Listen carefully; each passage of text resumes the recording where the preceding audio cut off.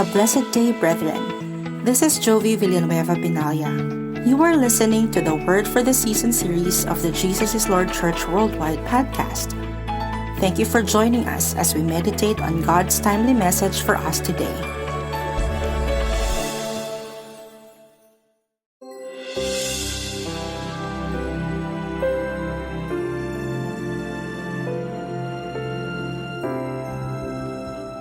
Praise the Lord, magandang araw po sa inyong lahat. Nawa po ay datnan kayo ng programang ito na nasa mabuti at maayos na kalagayan kahit po tayo ay nasa gitna ng krisis. Sa araw na ito ay nais ko lang magbahagi ng isang maiksing mensaheng pinamagatan ko pong God's Promises when life is difficult. Babasahin ko muna po ang Romans chapter 4, beginning verse 18 up to 21. Ganito po ang ating mababasa. Sabi po ng salita ng Diyos, against all hope, Abraham in hope believed, and so became the father of many nations. Just as it had been said to him, so shall your offspring be. Verse 19, without weakening in his faith, he faced the fact that his body was as good as dead, since he was about 100 years old, and Sarah's womb was also dead. Verse 20, yet he did not waver to unbelief regarding to the promise of God, but was strengthened in his faith and gave glory to God. Verse 21, being fully persuaded that God had power to do what He had promised. Saglit po tayong manalangin, nakilang Diyos na makapangyarihan sa lahat. Aming dalangin, ang iyong salita ay make it alive and powerful and enable me to deliver your message not with enticing words of man's wisdom, but only by the power of your Spirit. Katagpuin mo at i-bless ang bawat babae at lalaking nagbibigay ng panahon sa gawain mo ngayong oras na ito. Ito po ang aming dalangin sa pangalan ng Panginoong Jesus, God, the Holy Spirit. We give you the freedom to move and give us a Spirit-directed program. In Jesus' name, Amen. Ulitin ko po, God's promises when life is difficult. Hindi po madali ang buhay natin ngayon. Alam kong marami sa atin ay lubusang nahihirapan. Ang pandemic ay isang malaking hamon. At ito po ay nagdadala sa atin ng kahirapan, difficulties sa iba't ibang aspeto, sa ekonomiya, sa mga bansa. Kung may isang bagay na nagdadala ng comfort sa akin sa gitna po ng pandemic na ito ay ang Diyos po at ang kanyang mga salita. Ang Diyos po ay nagbigay ng kanyang pangako at ng kanyang mga salita. And I'm glad that there are promises of God. May mga pangako po ang Diyos na pwede nating sandigan, na pwede nating panghawakan, maging sa mga mahirap na panahon, makagaya po nito. Madalas sinasabi ko nga, may 2 tao na nasa malakas na ulan. Sabi ko nga, sino ba yung basang-basa? Di yung walang payong. Ang mga pangako po ng Diyos ay parang payong na maaari nating sukuban sa gitna ng mga pagsubok, sa malakas na ulan, at sa mahirap na panahon. And gusto ko lang po magbigay ng 3 bagay sa araw na ito. Una, I'm glad na nagbigay ang Diyos ng promises. I'm glad that these promises ay absolutely trustworthy. Pakisabi po, absolutely trustworthy. Yun po yung una. Ito pong mga pangako ng Diyos sa kanyang salita. Kung may isang bagay na talagang nagko-comfort po sa puso ko, yung realidad na ito po ay mapanghahawakan natin. Pangalawa, ito pong mga pangako ng Diyos sa kanyang salita ay precious. I consider it precious because ito po ay hindi nanggaling sa tao. Ito po ay nanggaling mismo sa puso ng Diyos. Ang mga pangako ng Diyos sa kanyang salita ay mga pangakong nanggaling sa Panginoon. At ito po ang dahilan kung bakit ito po ay napaka-precious. Ngayon, nagbigay ang Diyos ng mga pangako in difficult times, in difficult season. Ano ang gusto ng Diyos? When life po is difficult, nais po ng Diyos, God wants us to believe His promises. Yun po yung una na gusto ko i-share. Sa gitna po ng mahirap na dinadaanan natin, nais po ng Diyos na paniwalaan natin ang kanyang mga pangako. We need to believe the promises of God. Alam po natin yung nangyari kay Abraham. Sila po ay walang anak at sa Genesis chapter 15, ang Diyos po ay nangusap sa kanilang mag-asawa, lalo na kay Abraham, at ang sabi po ng Diyos ay sila ay magkakaroon ng anak. Ang akala nga po ni Abraham, ang magiging tagapagmana niya ay yung kanyang katulong. Pero po ang sabi ng Panginoon sa kanya, sa verse 4 ng Genesis, Then the word of the Lord came to him, this man will not be your heir. Sabi po ng Diyos, but a son coming from your own body. Tandaan po natin na matandang-matanda na po si Abraham at baog din ang kanyang asawa. And ang ginawa po ng Diyos para po siya ay ma-encourage sa pangako na binabanggit ng Diyos, ay inilabas po siya ng Diyos. Sa verse 5, sabi po, He took him outside and said, look up the heavens and count the stars. Ano bang ginawa ng Panginoon to encourage Abraham to believe? Ay itinuro niya po yung maraming mga bituin sa langit. Sabi niya, if indeed you can count them. At ang response po ni Abraham, ang ganda po, sabi po, then he said to him, so shall your offspring be. And verse 6, Abraham believed the Lord and he credited it to him as righteousness. Ano po ang gusto ng Diyos sa gitna when life is difficult? I believe God wants us to believe His promises. Ito po yung tamang response. Ito po yung magbibigay kaluguran sa Diyos. Sa panahon po ng krisis ay panghawakan natin at panampalatayanan natin ang kanyang mga pangako. Sa panahon po ng krisis na to, ang dami ko pong mga pangakong inaangkin. Paborito ko po yung Philippians 4:19, and my God shall supply all my needs. Lagi kong sinasabi po yan sa aking tahanan sa Panginoon every day. Lagi kong inaangkin yung Psalms 121 verse 8, yung pangako niyang the Lord will preserve their coming in and coming out from this time forth and even forevermore. Inaangkin ko po yung Psalms 91, He that dwelleth in the secret place of the Most High shall abide under the shadow of the Almighty, and I will say of the Lord, He is my refuge and my fortress. Ang dami pong mga pangako. Bakit? Sapagkat yun po ang gusto ng Panginoon. Paniwalaan natin ang kanyang mga pangako at manampalataya po tayo.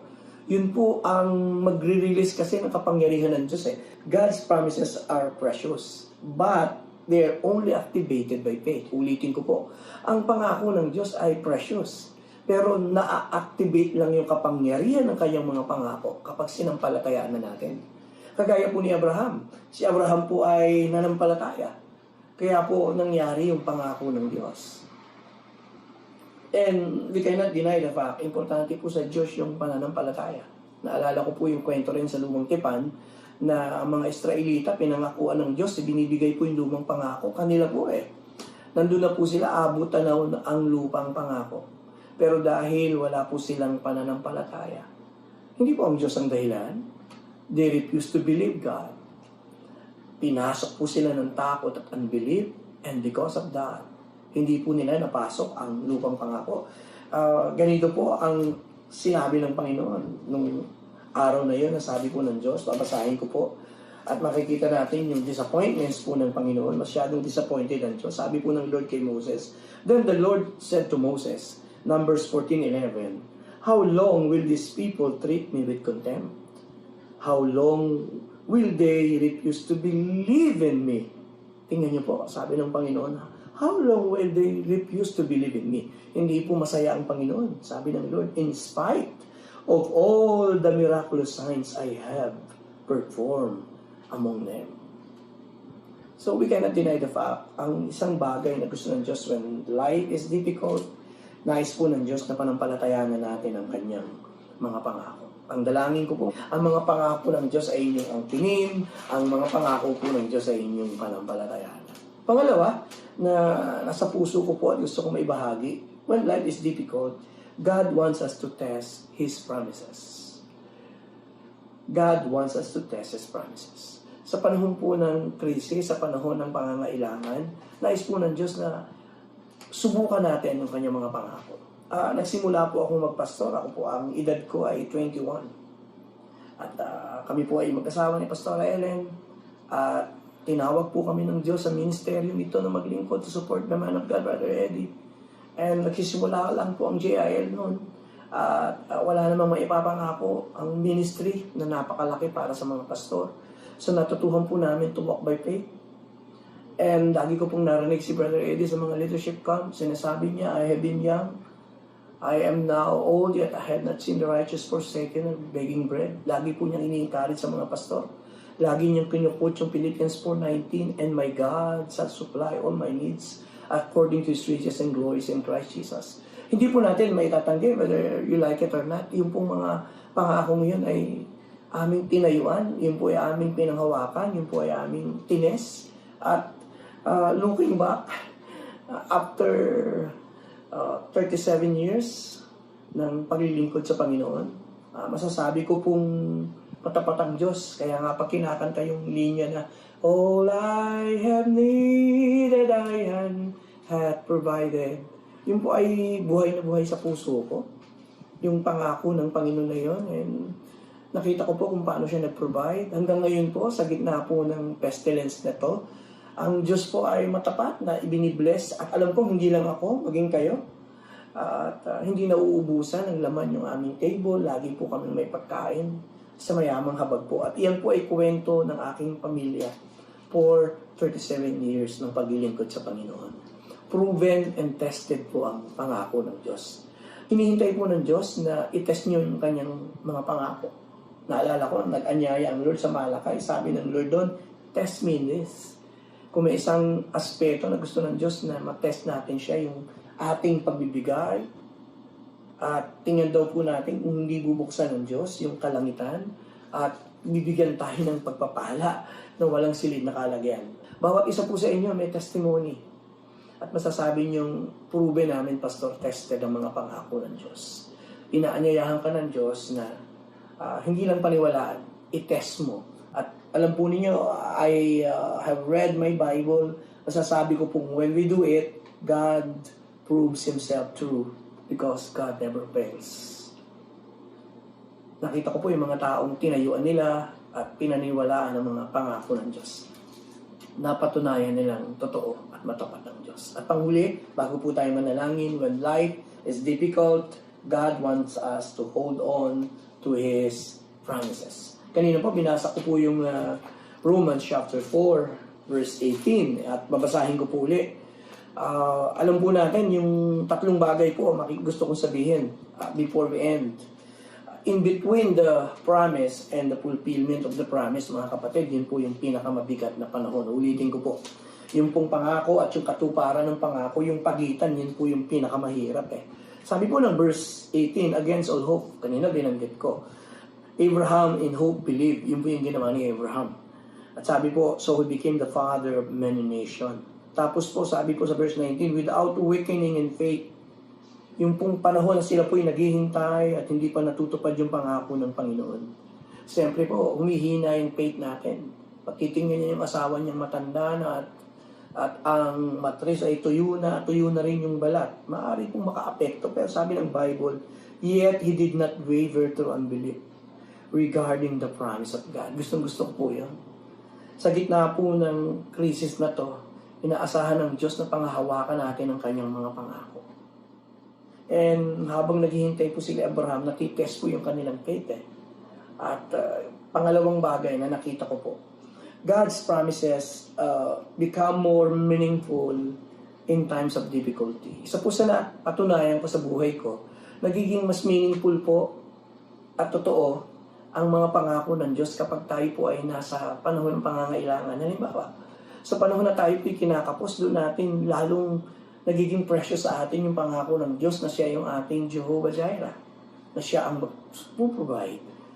Sa panahon na tayo may sakit, doon po mas makabuluhan sa atin yung pangalan ng Diyos na siya ay Jehovah Rapha. Siya yung nangako, siya ang ating Diyos na nagpapagaling. Mapapansin niyo po yung mga pangako ng Diyos nagiging mas powerful at buhay sa panahon tayo po ay may pangangailangan. Ano po ang inyong pangangailangan ngayong gabi?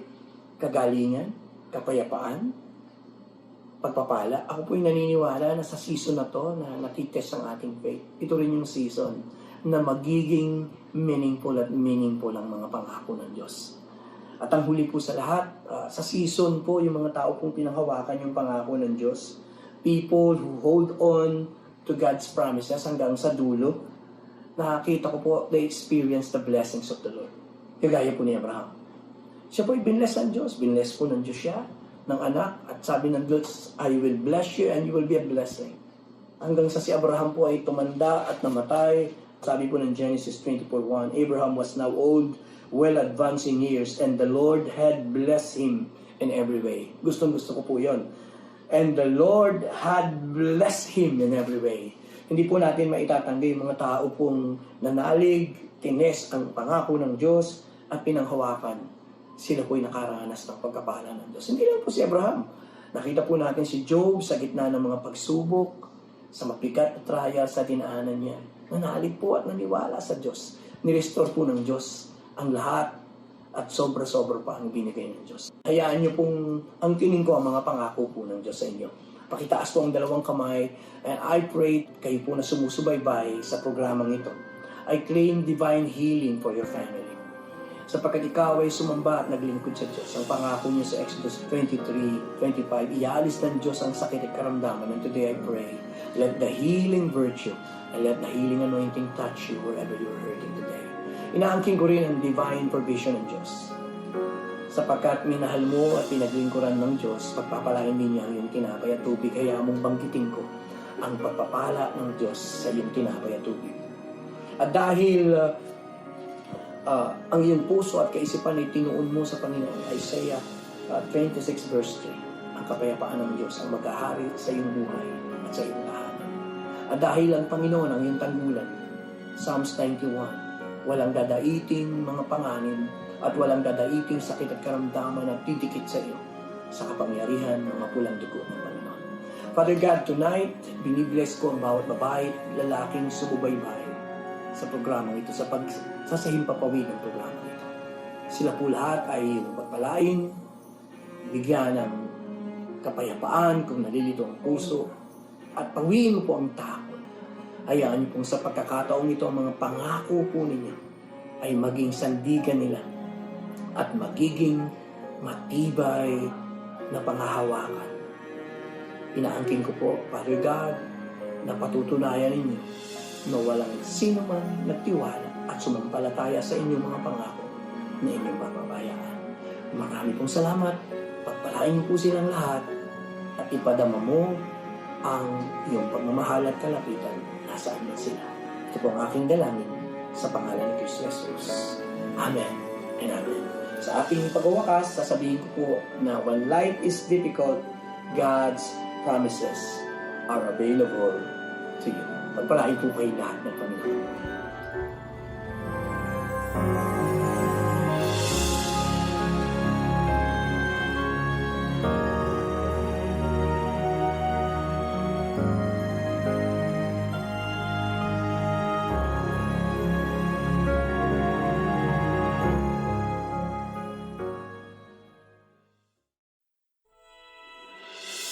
Thank you so much for listening to the Jesus is Lord Church Worldwide podcast. Please subscribe to this podcast so you won't miss a single episode. To know more about the JIL ministry, please visit jilworldwide.org. Until next time, God greatly bless you.